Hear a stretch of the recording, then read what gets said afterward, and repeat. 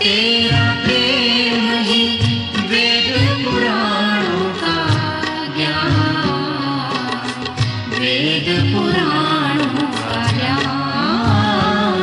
हे माँ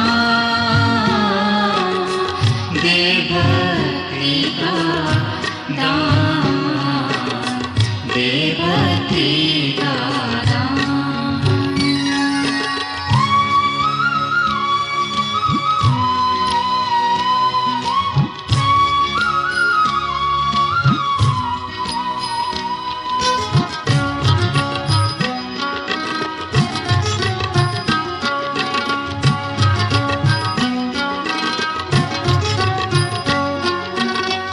सबके थे जो अभिलाषाएं, कर दी पूरी बही धाराएं।